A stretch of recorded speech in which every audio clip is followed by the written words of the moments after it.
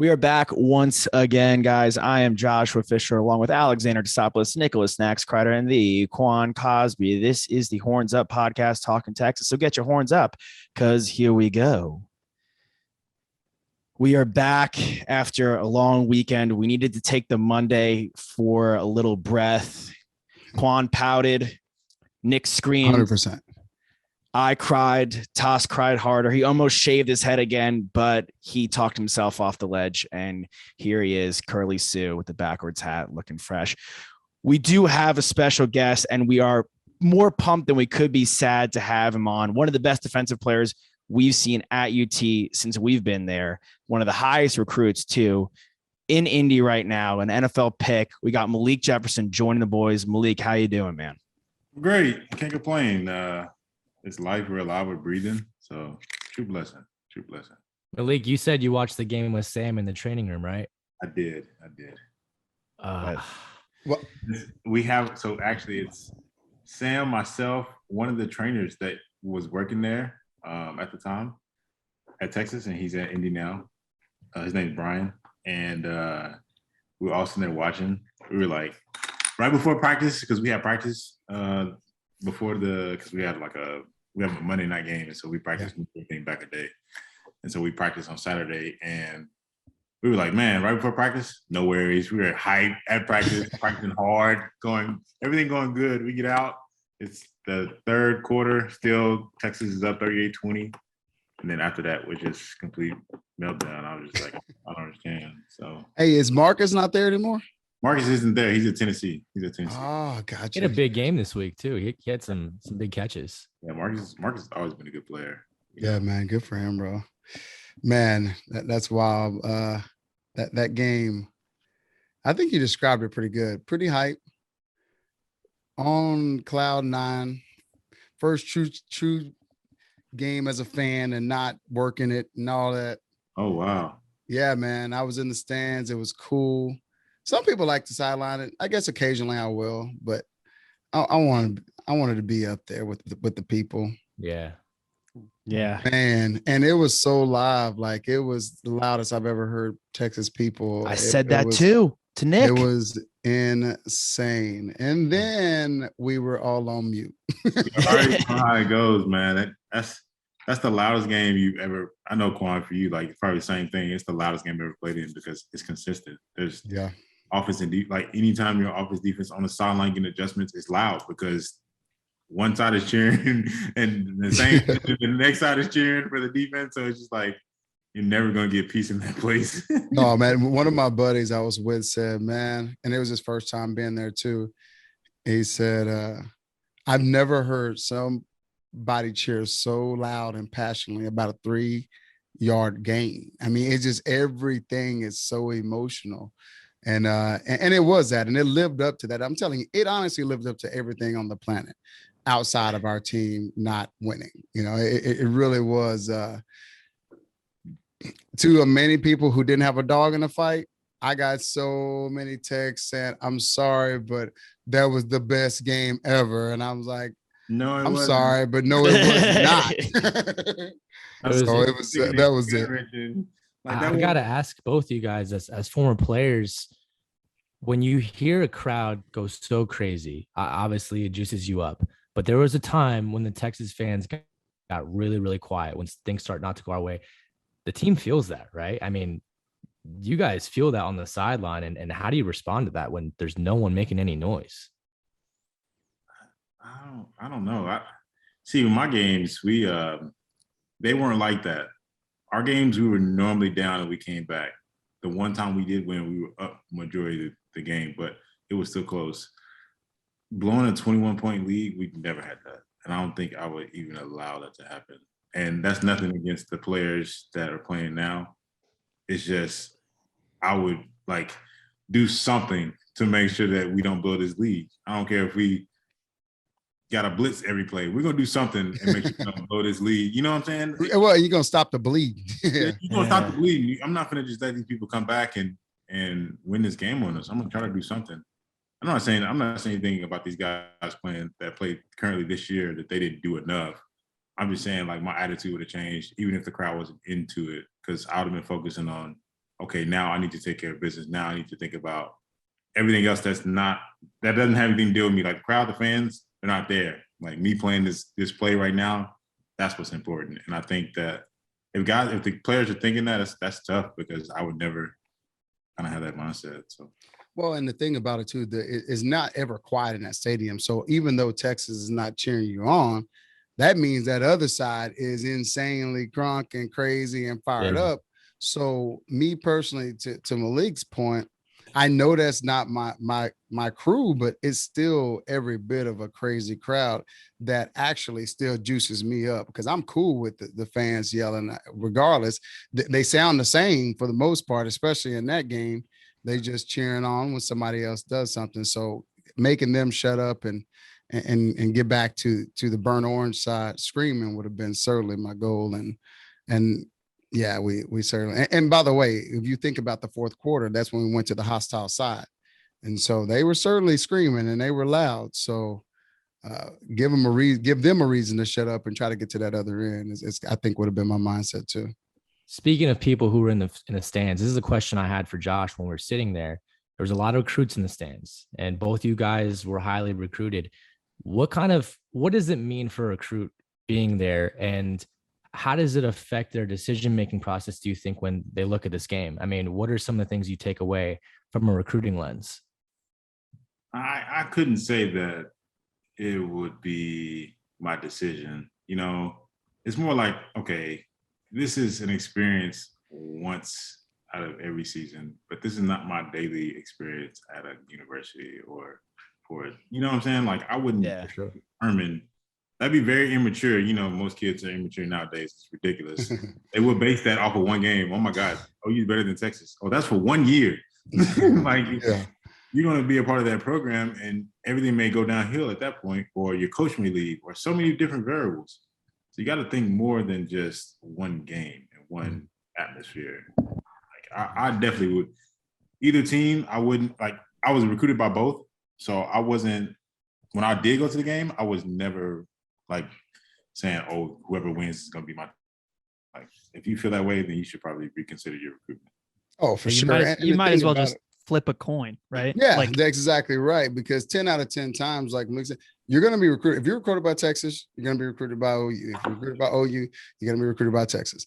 And so this game, and you may or may not be leaning to a certain school way before this game, it shouldn't be, oh, well, I was thinking Texas, but since OU came back, I'm going to go to OU now. And because if you know anything about this game, especially if you're in this state, you know this game can go any way, any year, crazy. Yeah. And by the way, because this game is in Dallas, that's not Austin or Norman. You know what I mean? That's where you're going to spend most of your time, is in those cities. And so this game, and most of the time, at least from us, although we did have an option one time, if we won, we could stay in Dallas. Most of the time, you're jumping back on the plane and going back to your cities anyway.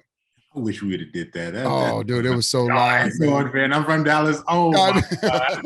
Mesquite, baby. That would have been sweet. Y'all have to go back, Malik? Yeah, we had to go back every time. Damn. Yeah, see. Even Coach, one time we won, I was like, Coach, can we stay? Like, we don't have nothing else to do. Come on. Go ahead and get us another hotel night. Go. And it was an early game, and everybody was live. We stayed for the parties. And so it was that's kind of that perspective. You're going back home, so and then because I know a lot of it was talked about, I guess there's like so many recruits there. I think what helps, if anything, it narrows your kind of perspective down. If you got both of them as in your top 5, your top 3, like, man, this is why I want to go to one of these schools, because this game is that cool. Like to be a part of this, I've heard about it. Game day was there, all of that. I want to be a part of this game versus I'm going to pick this school or that school because I'm the type, when I chose Texas, they were 0-5. And I was like, really? I want to be a part of that change. I want to go whoop them in that, and so it was. Malik, you're agreeing there, man. Yeah, because I went to Texas when we're nothing. Like, people were talking bad about him every week, and it just wasn't ideal to go to Texas. Yeah. I also remember, Malik, like in your recruiting process, you were such a leader to other recruits too. Like you were banding together a bunch of guys trying to inspire them to be part of this change, revolution. It was big for me, and I just think that I'm pretty sure we're getting a topic later about like my further development as I go on in the league and stuff. But I think that it had every opportunity for us to be great. We just too much outside noise. Yeah. A lot of outside noise. And that's why I want to emphasize later, if we just let coach, let them take the reins of these guys, earn their trust, and coach. You know, it's funny. I talk about so much of that and the dysfunction of a lot of things going on campus. That matters, man. It really does. And you were there with Charlie, you were there with Tom. In our new regime and my other jobs and roles, I'm so big. We were so fortunate in a lot of ways. Sure, we won a lot of games or whatever, but our three-headed monster was Powers, DeLoss, Coach Brown. Yep. They were always on the same page. Yeah, I believe. Hey, go ahead. Yeah, and to Brown, it brought me to a point. And to add to it is, if there was some outside noise, they came together and they stopped that together in whatever role it may be, but they let everybody kind of do their role, and they were synergistic in making sure everything, especially from our standpoint, went the way it did, and we were supported and they were supported, and just all of that. People just don't understand how big that is, and at a place like Texas, it can be even more exaggerated. That was my whole spiel about being an athlete at Texas. That's the only negative part, the biggest negative. But it was like a negative, but it was the negative, if anything, going there. It was just, it wasn't real. Like, we're freaking 17, 18, 19, 20, 21. Sometimes you get older guys, but we don't understand none of that. We're confused when they mention it on social media or ask you in the meeting. Like, I don't know what you're talking about.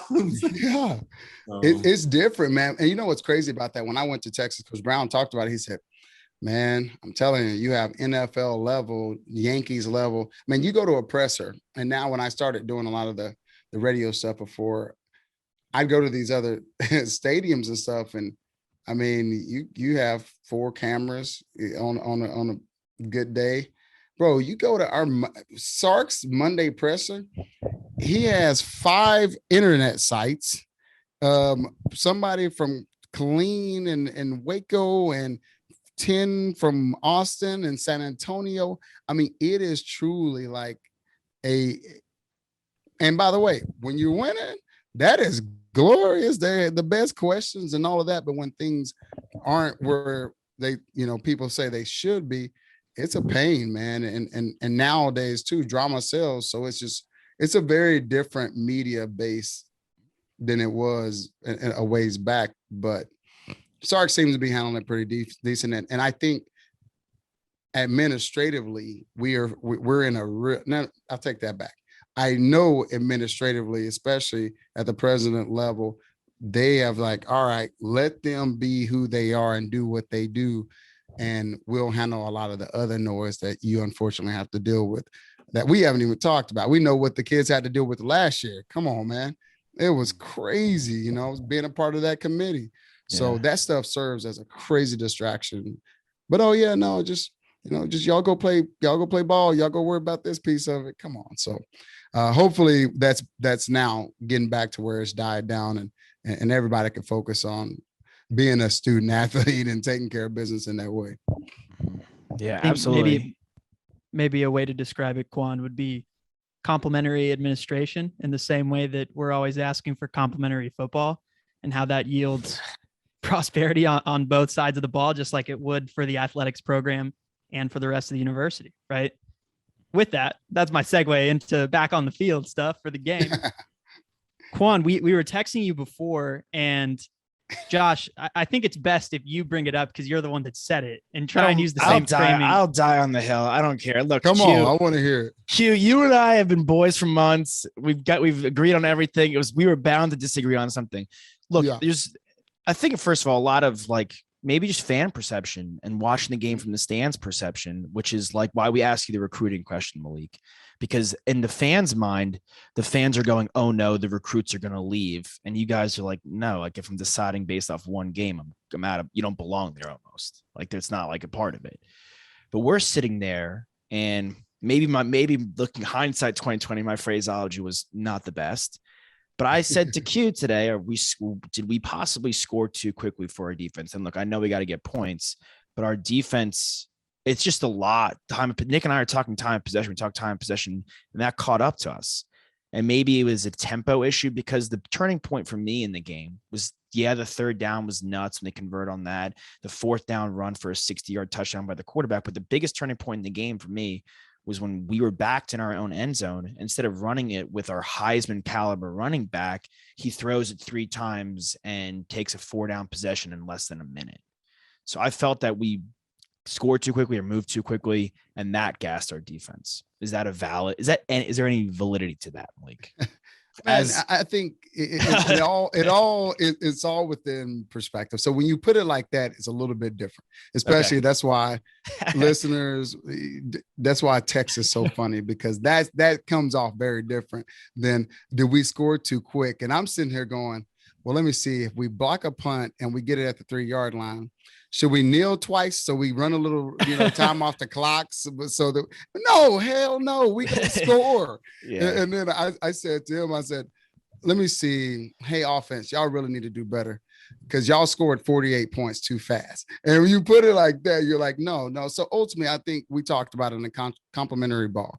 I think the circumstances were very different. So the scenario you're talking about, momentum have shifted. Things were going crazy. They were teeing off on, their D line was already a strength, and we were on the hostile side, and the grades show that it was a struggle bus for the line at that point, who was fairly worn out. But ultimately, if you score 48 points, I just feel like you should win the game, and that's what where I'll die on that sword, because that's a lot of points, even in today's game. Because at the end of the day, another piece to kind of counter that is hey, Malik, you said you got back. We're still up 38-20. Guess what? Oklahoma scored really fast after that. Like they had to.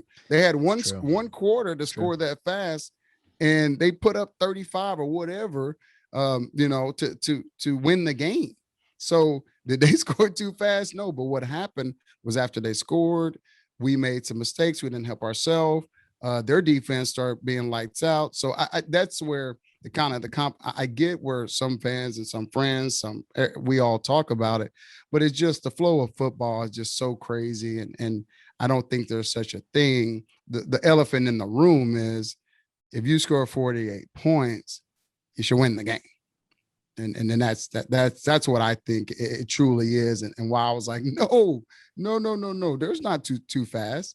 Now you hope, let's be real, they scored 38 in the first half. You hope that continues and you turn that into, 60 points, which 70, really. And unfortunately, we get versus Tech, we start seeing certain levels of the leak because Tech had a good fourth quarter. I think I was looking at some stats. We've been -8 in the fourth quarter in scoring. So we certainly have to fix that piece of it. 50 some plus 51 in the first, -8 in the fourth.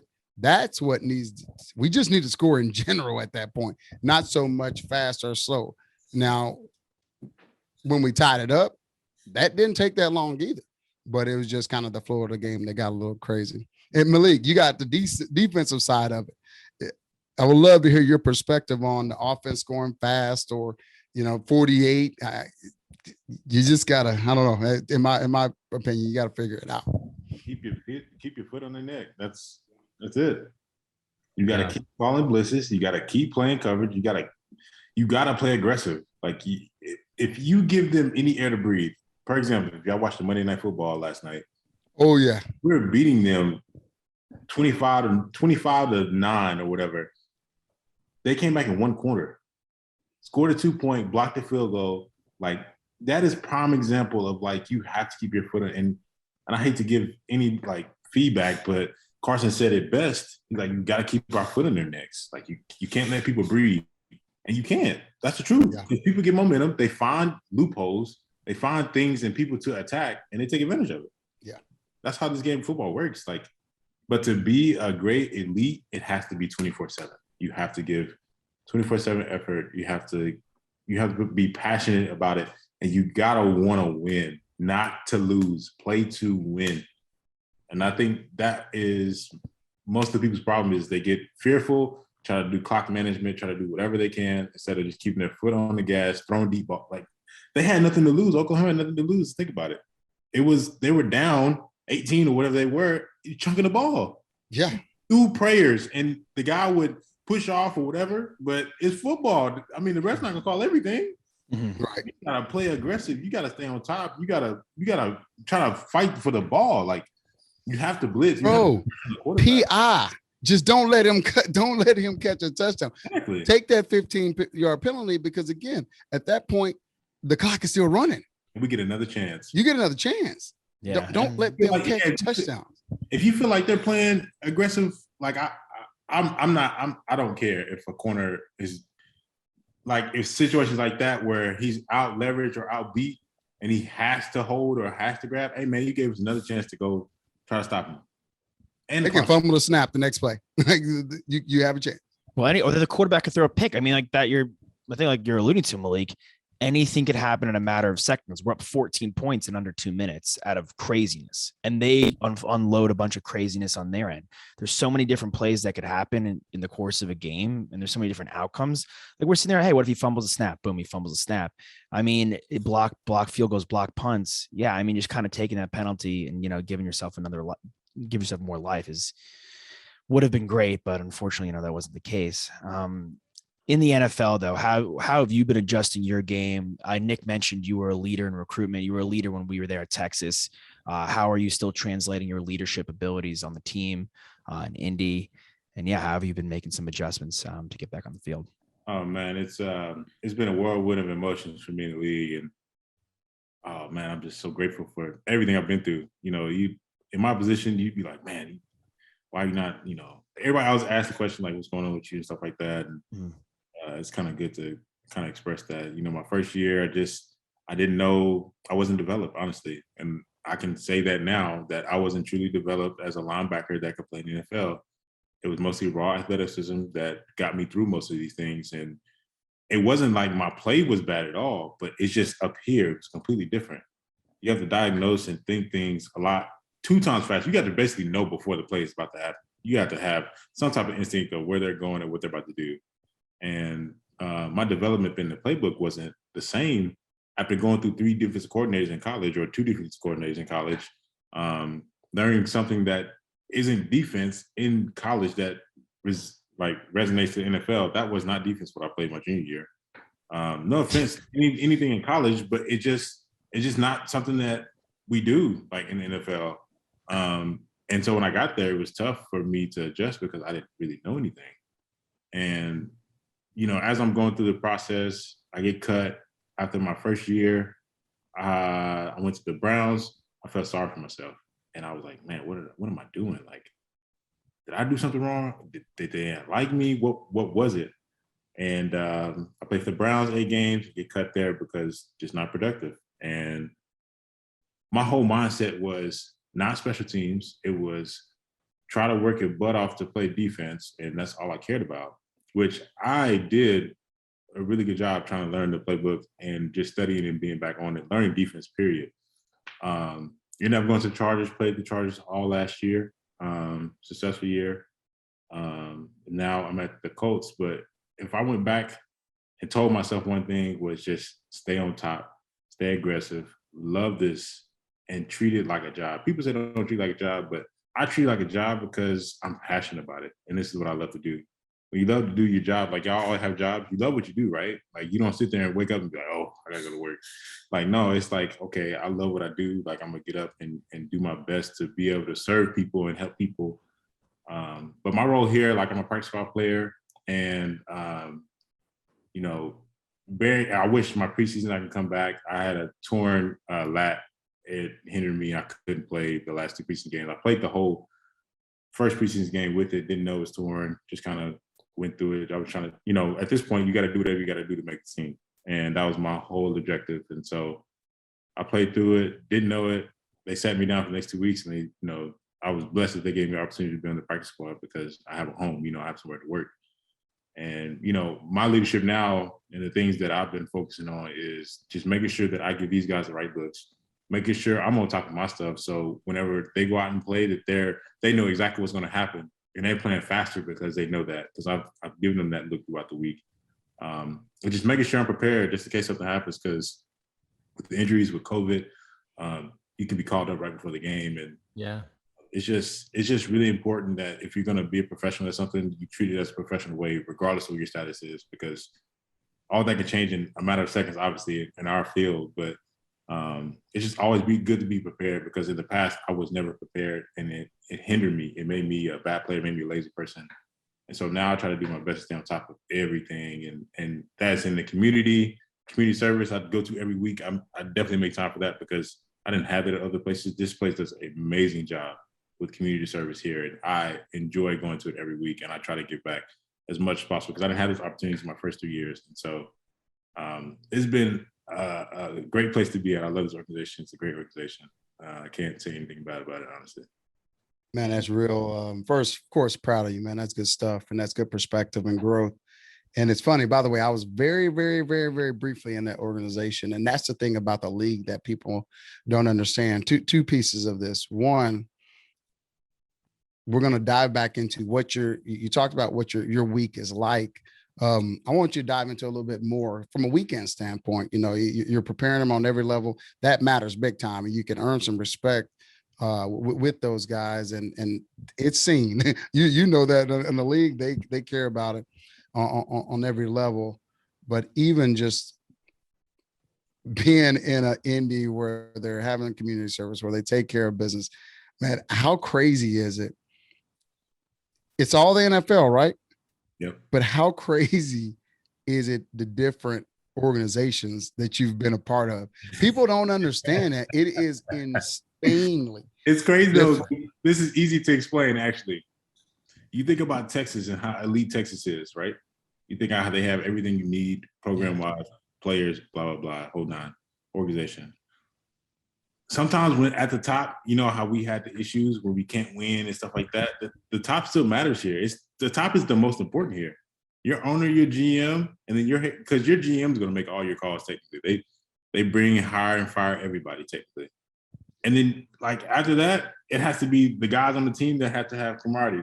That's it to it. But there are some organizations that aren't organized. It takes them, they hire and fire. It's literally it's in the name. It's literally and they hire and fire people, and they can't get things to click. Well, you wonder why? Because you're not giving people time. How am I supposed to know Johnny over here and who his family or whatever, just the whole dynamic of becoming a unit, becoming a team, becoming together. This place is so good, and it's not reciprocating on paper or how good we are right now. We just have to click, and you'll see it. When things click here, we'll start winning a lot more. But you see, we've been in almost every game that we played because close. Things just exactly. It just has to click, and it's just one of those things. And the organization is so good and patient. The owner is so patient. Everybody's so patient. It's like, we're not going to pay. We're losing. Yep. That's fine. But we're going to do this 1 week at a time, 1 day at a time, whatever it takes. You go to other places, okay, you're hearing the coach going to get fired next week. He's getting cut. Quarterback's not starting. It's TMZ. It's crazy. You'll sometimes have a coach cutting dudes to try to cover his butt. Exactly. He's like, oh man, I'm feeling the pressure. Let me cut this guy because he had to be the problem because we're not winning. It's amazing in the sports world, the ultimate team sport, but in life and business and family, culture is so big. Yeah. And that's culture to me. Start with your heartbeat between the ears, your maturity, your level, your development. Culture is so freaking big on so many levels. And at the end of the day, to your point, it just makes you happy when you're in kind of a bad culture. Sure, you mentioned, you know, you felt bad for yourself. I went through that a little bit because I was like, come on, man. When I got cut by Cincinnati, I was the special teams captain.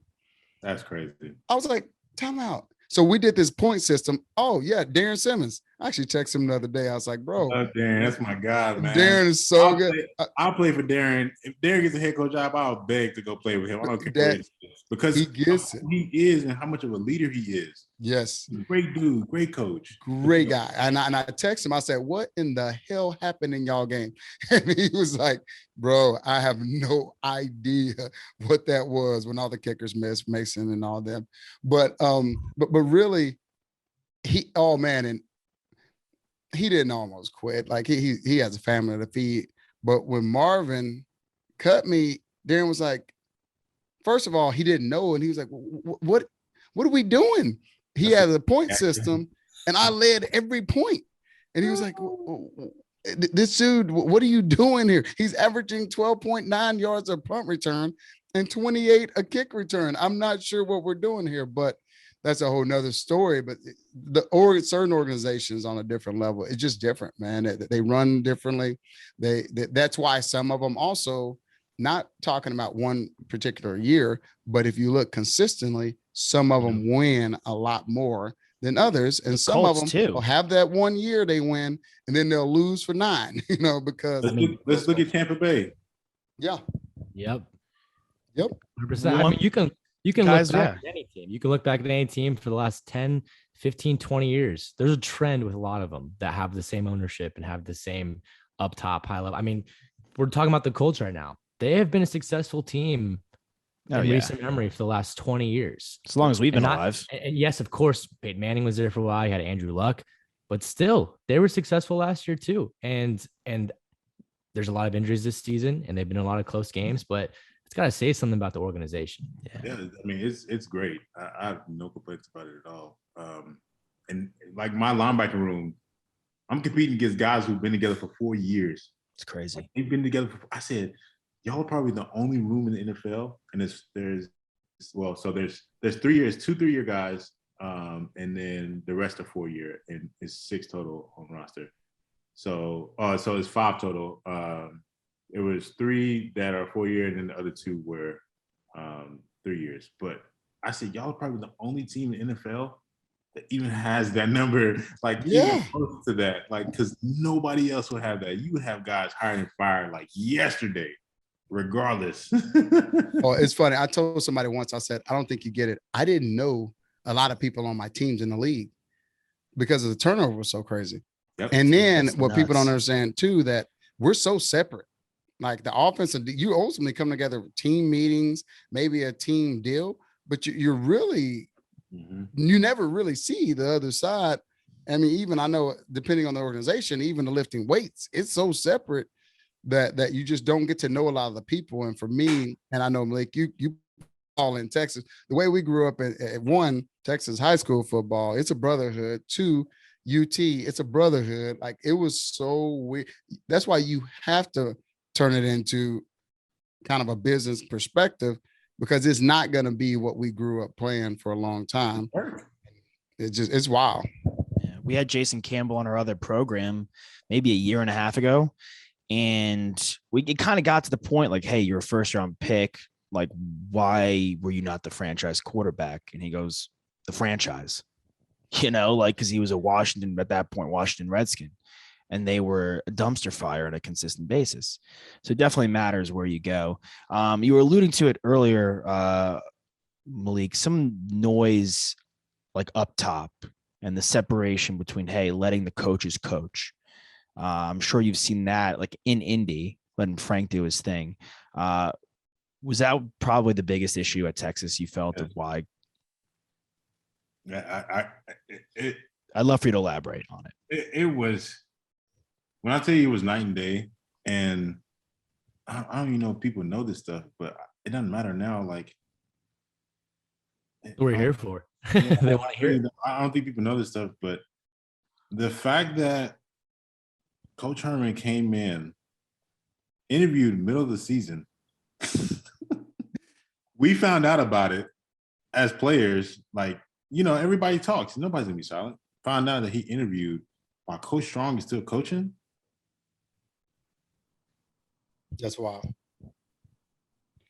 Yeah. And not to even pull the race card, but give the African American man a chance. The man did not. We asked for, when we first got there, we were supposed to get a new locker room. The stadium was supposed to be done. All the stuff was supposed to be done when we got there. That's the recruiting pitch. I hate when they do that. Coach Herman walked in and all that got done instantly. I was like, why? Like, we needed those. We needed the new locker room. We needed the better stuff, the better equipment in the weight room. We needed all that stuff. Like, why couldn't we do it at that time too? It was a disconnect so much that it pissed us off as players, if that makes sense. And for me, I was a guy who was like, yo, you're going to tell me what's going on and like be truthful, because we're in this crap together. And if you don't think we're in this crap together, then you should leave. Like, you should not be helping or doing anything for this program. Because I was all in, I was 10 toes in. All the guys behind me were going back for each other. We were doing everything. We even did the crappy offseason with Coach Herman.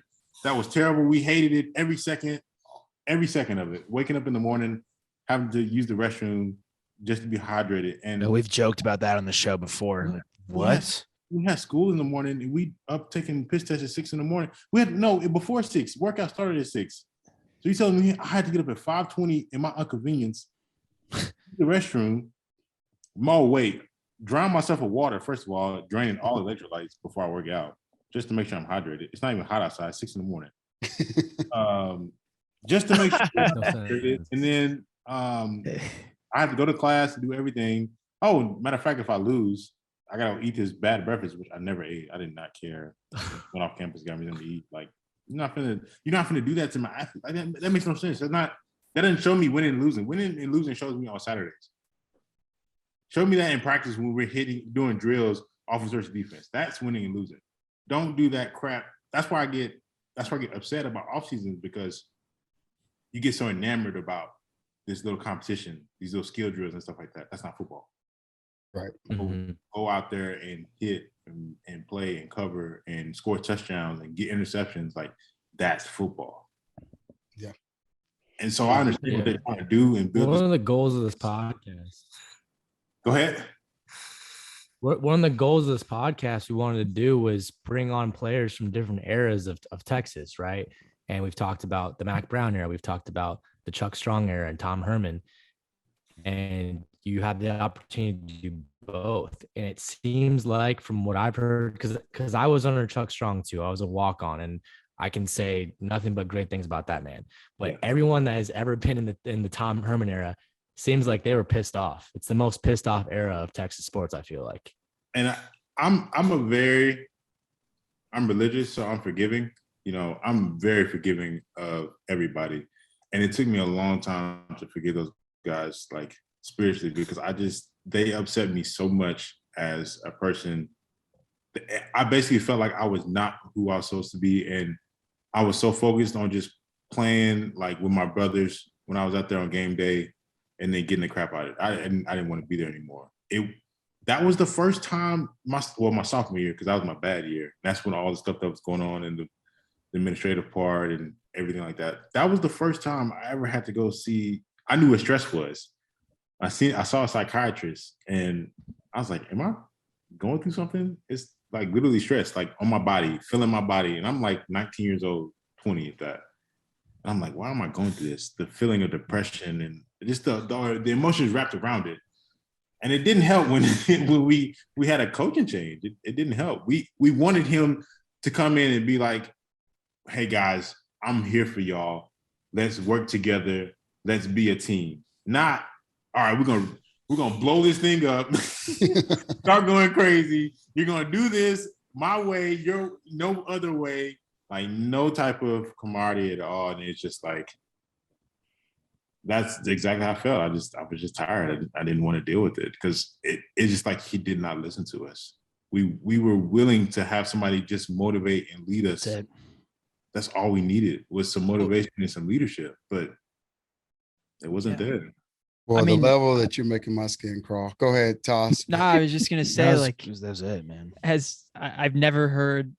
There's not a saying that says instability breeds success. Like, it's that's not a thing. I can't think of any. There's a reason why there are franchises, right? There are reason why we deem specific sports teams franchises, because they're winning about at such a high clip that they do it again and again. There's a reason why Nick Saban is he's probably the best coach in college football history, right? He hasn't gone anywhere. He's still doing it year in, year out. Like the dynasty factor is so relevant. And I think that even more so in college football, because like you said, you're 18, 19 coming into a locker room. Like, I don't care if you're a football player or not. Like, there's something in, especially young men, where like, we want to rebel a little bit. We want to challenge. And when a coach comes into the locker room, a new coach, especially hearing about what you're talking about, Malik, where y'all knew that he was coming in the middle of Chuck Strong being y'all's coach, y'all's guy, that rubs you the wrong way. And then when you're coming into that relationship and both parties are not at an agreement, it's going to breed even more instability. And so it's just, and it's something where as a coach for a college program, you have to come in and be a leader of men, right? It's not enough just to demand things from your players, because you can do that in the NFL because the guys are getting paid, exactly. Right? Yeah. Paychecks. And by the way, you can do it in the NFL, but that's why it's so much dysfunction in the NFL too. Yep. Like, let's be real here. That's not a perfect thing either. That's not a perfect not peaches thing. and roses, man. How can you lead if you don't know who you're leading? If you don't take the time to get to know these guys and take a moment. What do everybody say? I don't care what you know until I know how much you care. I mean, it really is that real. Yeah. And what's funny, you talk about Saban's dynasty. He gets this rep because on game day, he's intense. I've talked to a million people who play for that man. And there's a reason what you don't see is Saban, which is funny because I heard he jokes all the time about D's nuts, which I hear that and bust out laughing. So you don't hear that about him, and you don't hear him doing an electric slide. You don't hear the other levels of his leadership, which is why he's so freaking good, and then last but not least, you're dealing with all of that. And like I said, my skin was crawling because yes, I may have known some of that, but it's crazy. Then add y'all's era of social media. Y'all's era of people coming at you in every way, form, or fashion. But I'm supposed to just go play this football game for you, first of all, not for me and my brothers, but for you, and be successful at it. That's just not real life. It really isn't, man. I felt on so many levels, man, being in those locker rooms, being in those post games. And I crack up because people say, why did you quit doing the radio? I was like, I wanted to quit that a long time ago because I feel what a lot of y'all dealt with. I was in those locker rooms. I care about all of y'all. Now, I didn't quit it now because honestly, Sark is the bomb. But I knew it was a perfect time for transition because we have a leader now that gets those things. He first did and came into a hostile situation with the Eyes of Texas talking all of that. And he started leading instantly. Hey, man, let's talk about this. How do you feel? Where does it go? So that's the cool stuff that I think, and it excites me for what we're going and what we're seeing. We're not there yet, but what the progress we're seeing first and foremost, sure, in a coach, but certainly in a leader. Exactly. And I think that's why people need to just hold their horses on Texas, because you're seeing potential right now. Like that, people understand you're seeing raw potential. Wait till they put this all together and recruits. It will be a system that this man has created. You will see a Nick Saban happen at Texas. I believe so, because he knows what he's doing.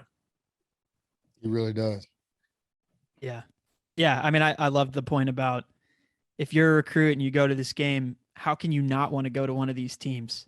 No, that game was absolutely electric. There was almost nothing like it on Saturday, this past Saturday, except there were a couple other games that are now in our conference where we're joining, where we're going to partake and play in those teams too. So it's more of that. It's the OU Texas game, and it's even more. So if you're a guy that wants to go to Texas OU, out. Hold sorry, up. Texas OU. My bad, Q. My bad, Q. Okay, Sorry about thank that. you. Sorry about that. Woo! We got a Wait, traitor amongst us. What's going on here? The on. backs. No one turned. No, keep your eyes behind you guys and sleep with one eye open tonight. Oh, I got my green lights. I got my green lights. hat Okay, on. now he's got his I'm right here. uniform Don't on. worry about Benedict Arnold over here. I get it. They won, but it's still Texas. I know Yeah. you know that. Man. All that to say, you get to play OU. You also get to play. I mean, that Ole Miss Arkansas game was crazy. That A&M Alabama game was crazy too. Like, that's coming for the Texas Longhorns, and I'm super excited for it. Oh yeah, I'm super excited for it.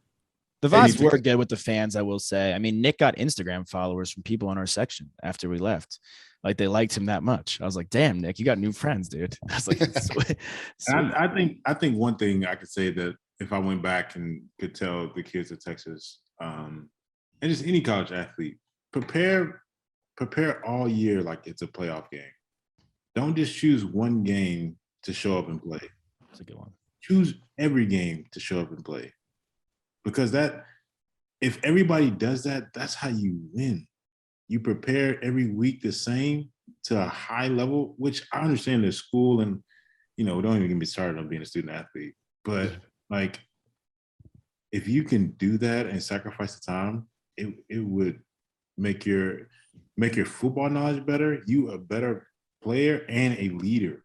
Like, you would go in with the philosophy on what to do for a game, and you would be ready for the NFL, because that's what it is. Because you ain't got no room for error here. It's week to week in this thing. Yes. It is week to week. You can get cut.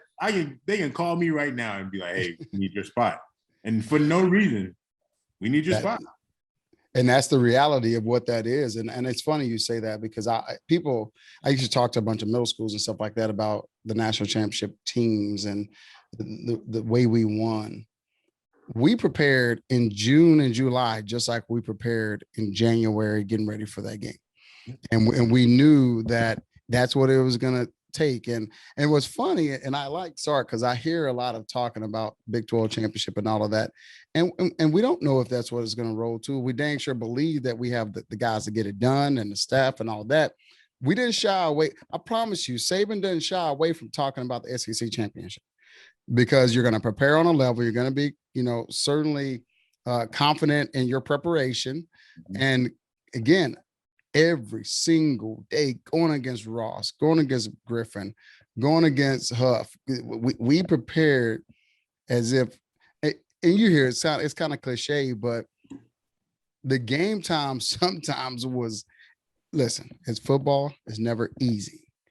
But when you prepare at a certain level, like you've learned you have to do on the NFL level, it's not easy, but it's also not the strain of, I haven't been here before.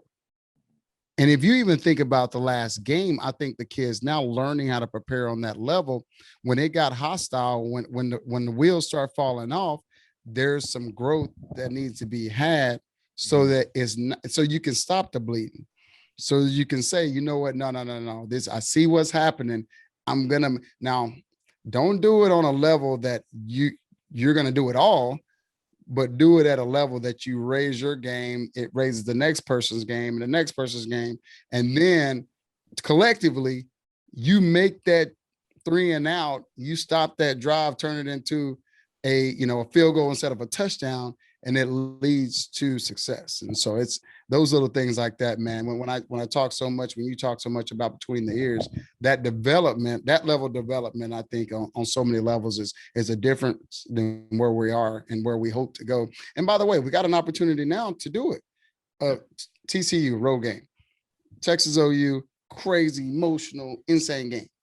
But you have an opportunity for the number 12 team to come to home. You got a week after it's a rest. It's a bye week. And get that taste out of your mouth instantly. And that's kind of that mindset and that preparation. You prepared great last week, do the same and add something to it because you didn't win. And that's how you win ball games, and you continue to do it consistently. Number 12 in the country. OK State. Oh, OK State. OK State is undefeated. That's what I'm saying. I said, you got another school coming to town who's 5-0.